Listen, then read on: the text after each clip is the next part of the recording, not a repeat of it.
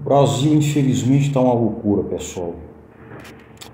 De que adianta a gente ter conseguido eleger um presidente da República, né?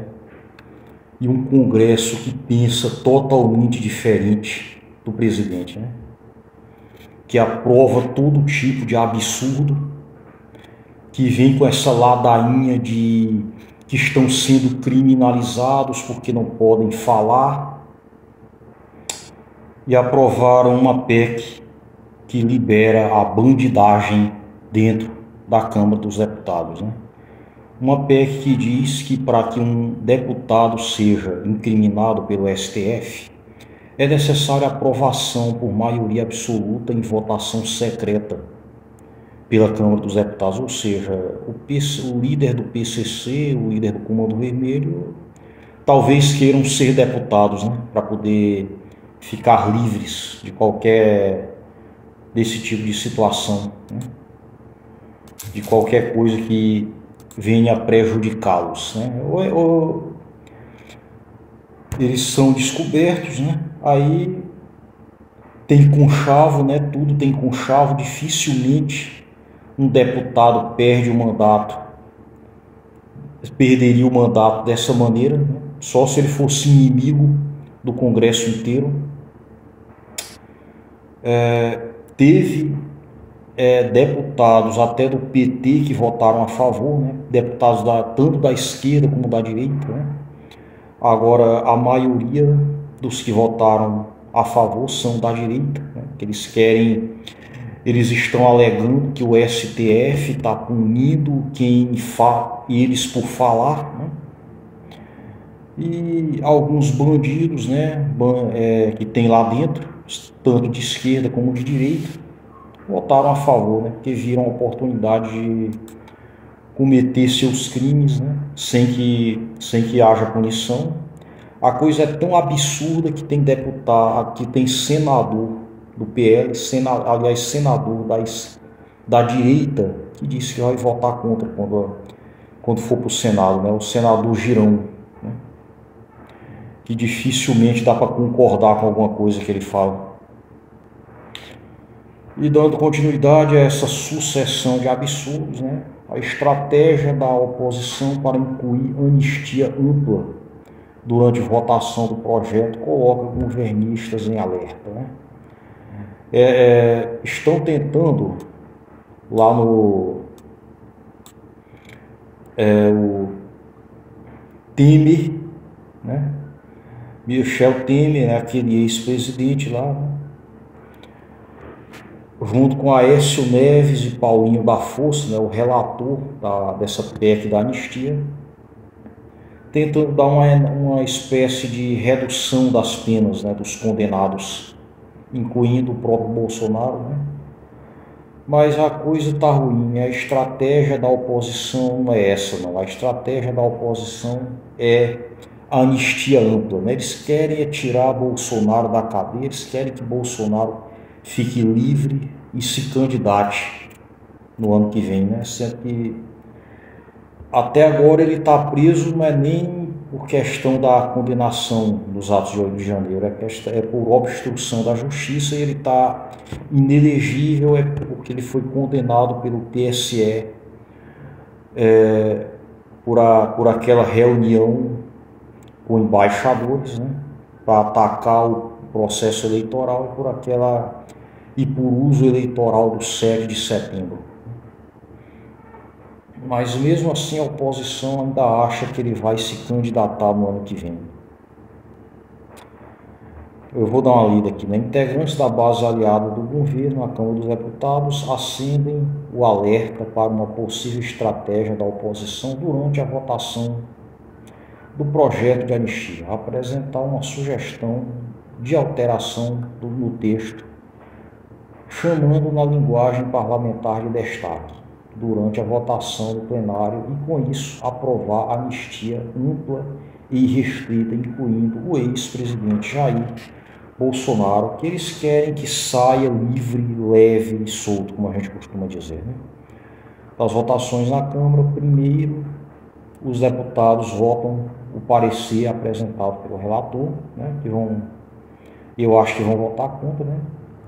Chamado texto base, na sequência se analisam cada destaque apresentado pelos partidos, uma forma de alertar trechos específicos do texto. Está aqui o relator da proposta, Paulinho da Força, de Solidariedade, já disse que o projeto irá focar na redução das penas previstas em lei e não em um perdão irrestrito. Por isso ele sugere até um novo apelido, né? PEC, que é Projeto de Dosimetria. Né?